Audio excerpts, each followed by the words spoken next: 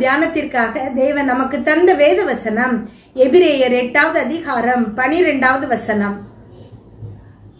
ஏனெனில் நான் அவர்கள் அநியாயங்களை கிருபையாய் மன்னித்து அவர்கள் பாவங்களையும் அக்கிரமங்களையும் இனி நினையாமல் இருப்பேன் என்று கர்த்தர் சொல்லுகிறார்.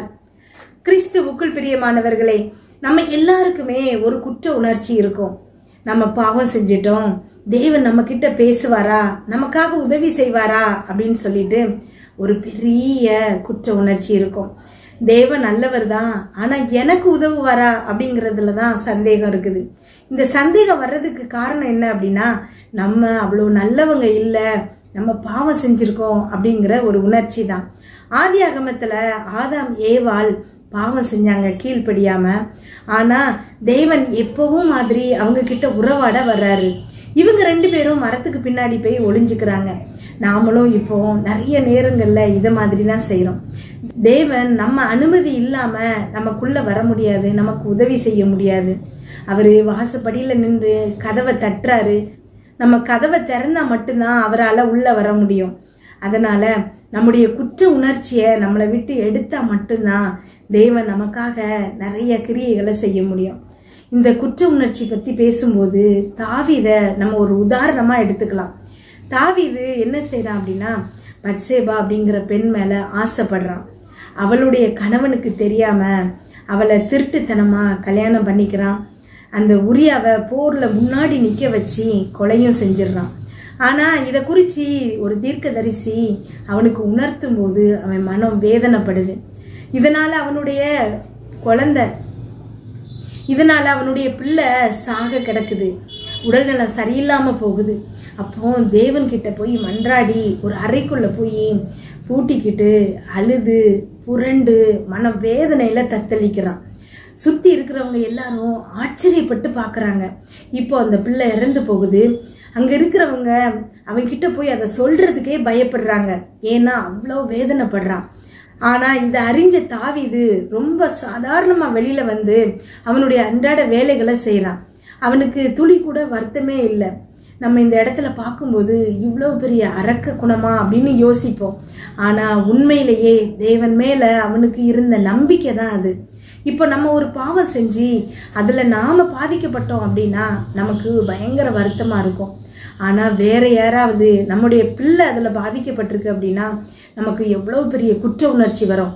அதுல இருந்து வெளியே வர்றதுக்கே நமக்கு நிறைய வருடங்கள் ஆகும். ஆனா இந்த இடத்துல தாவீதுக்கு அவனுடைய பாவத்தினால அவனுடைய பிள்ளை இறந்து போச்சு. ஆனா அவன் ரொம்ப சாதாரணமா அவனுடைய வாழ்க்கைய அவன் நடத்துறான் அப்படின்னா தேவன் மேல எவ்வளவு பெரிய நம்பிக்கை பாருங்களேன். அவனுடைய இருதயத்துல இந்த வசனம் நல்லா புரிஞ்சு வச்சிருந்தான். நம்முடைய அநியாயங்களை எல்லாத்தையும் கிருபையாய் அவர் மன்னிக்கிறாரு, நம்முடைய அக்கிரமத்தையும் பாவத்தையும் அவர் நினைப்பதில்லை, மறந்து போயிறாருங்கிறத உறுதியா தாவீது நம்பினான். அதனாலதான் அவனுக்கு அந்த குற்ற உணர்ச்சி இல்லை. நான் பாவமே செய்யல அப்படின்னு சொல்லிட்டு சங்கீதத்துல சொல்றான். அவனுடைய இருதயத்துல நம்ம பாவம் செய்யல அப்படிங்கிறது இல்ல, நம்ம செய்த பாவத்துக்காக மனம் திரும்பும் போது தேவன் அந்த பாவத்தை மறந்துடுறாரு. அவரு மறந்ததுக்கு அப்புறம் நம்ம அந்த பாவத்தை நினைக்கிறதுல அர்த்தமே இல்லை அப்படிங்கிற உயர்ந்த எண்ணம் இருந்துச்சு. இன்றைக்கு உங்களுக்கும் எனக்கும் அதே மாதிரியான எண்ணம் தேவை. நம்முடைய அப்பா, நம்முடைய தேவன் நம்மள அளவுக்கு அதிகமா அன்பு செய்யறாரு. நம்ம செய்கிற பாவங்கள் எல்லாம் ஒன்றுமே இல்லை. அவருக்குள்ள நம்ம வரும்போது நம்மளால பாவம் செய்ய முடியாது. இயேசு கிறிஸ்து நமக்கான அத்தனை தண்டனைகளையும் சிலுவையில அடைஞ்சிட்டாரு. இனி இந்த பாவம் நமக்கு இல்லை. நம்ம இயேசு கிறிஸ்து இரத்தத்தினால நீதிமான் ஆக்கப்பட்டிருக்கோம் அப்படிங்கிற எண்ணம், புரிதல் நம்ம ஒவ்வொருத்தருக்கும் வர வேண்டியது இருக்குது. ஜெபிப்போமா. எங்கள் அன்பின் பரலோக தகப்பனே, இன்று முழுவதும் என்னையும் என் குடும்பத்தில் இருக்கிற ஒவ்வொருவரையும் பாதுகாத்தீங்கப்பா. உண்மை நன்றியோடு துதிக்கிறோம், ஸ்தோத்தரிக்கிறோம். இந்த இரவு வேளையில் எங்களுக்காக நீங்க தந்த வசனத்திற்கு நன்றி ஏசப்பா.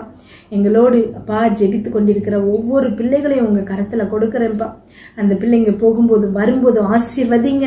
அவங்க இருதயத்தின் வாஞ்சைகள் எல்லாத்தையும் நிறைவேற்றுங்கப்பா. என்னென்ன காரியங்களுக்காக இப்பொழுது ஜெபிக்கிறாங்களோ அதிலெல்லாம் அவர்களுக்கு ஒரு வெற்றியை கொடுங்கப்பா. ஆமேன். கமெண்டில் ஜெபிக்க சொல்லியிருக்கிற ஒவ்வொரு பிள்ளைகளுக்காக ஜெபிக்கிறோம்ப்பா.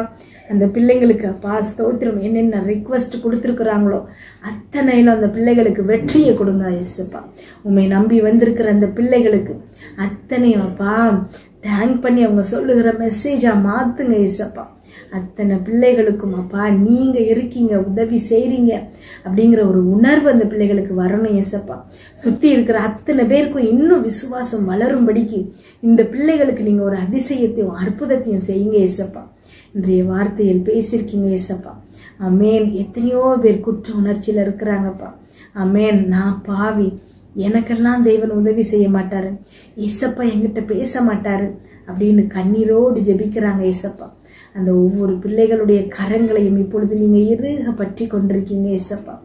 ஆமேன். உன்னுடைய பாவங்கள் அத்தனையும் நான் சுமந்துட்டேன், நீ இப்பொழுது நீதிமான் அப்படின்னு சொல்றீங்க ஏசப்பா. ஆமேன். ஸ்தோத்திரம் ஏசப்பா. இந்த பிள்ளைகளின் இருதயத்துல அவங்களை குறிச்சி வைத்திருக்கிற தவறான எண்ணம் இப்பொழுது மாறணும்ப்பா.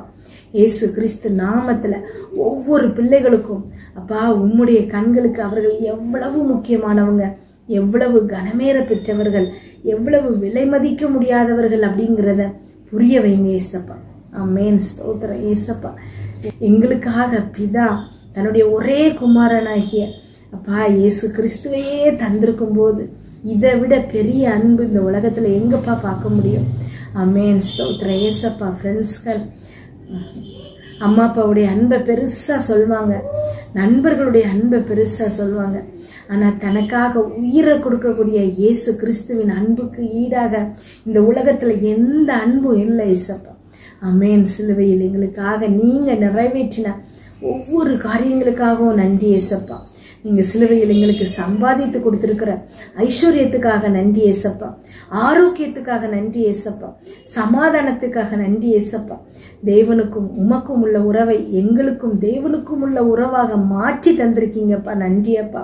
பரிசுத்த ஆவியானவர் எங்களுக்குள் வைத்திருக்கீங்க ஏசப்பா. நன்றி அப்பா. ஸ்தோத்திரமாப்பா ஏசப்பா.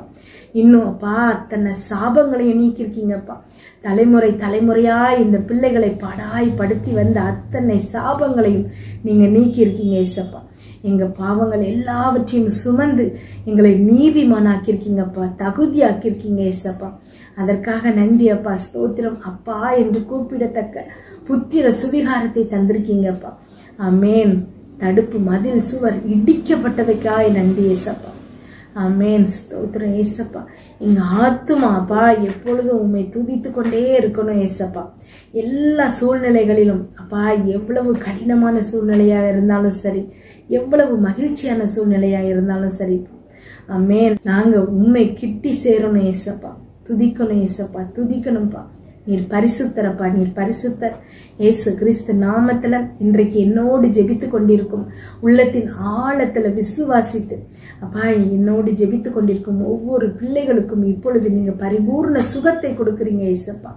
எப்பேற்பட்ட நோயாக இருந்தாலும், பிசாசானவன் எவ்வளவு ஏமாற்றி வைத்திருந்தாலும் இந்த நோய் உனக்கு சரியாகாது, இனி இதுதான் உனக்கு கதி, மாத்திரை மருந்து சாப்பிட்டுக்கிட்டே இருக்கணும், வாழ்நாள் முழுவதும் நீ இதனால கஷ்டப்படணும்னு சொல்லி இந்த பிள்ளைகளை ஏமாற்றி வைத்திருக்கிறார். ஆமேன். ஸ்தோத்திரம் ஏசப்பா.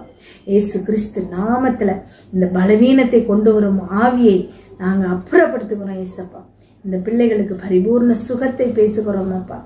ஆமேன். வாதை உன் கூடாரத்தை அணுகாதுன்னு சொல்லியிருக்கீங்கப்பா. பிசாசின் பிடியில் சிக்கி தவிக்கும் ஒவ்வொரு பிள்ளைகளையும் உங்க கரத்துல கொடுக்கிறோம் ஏசப்பா. ஆமேன்.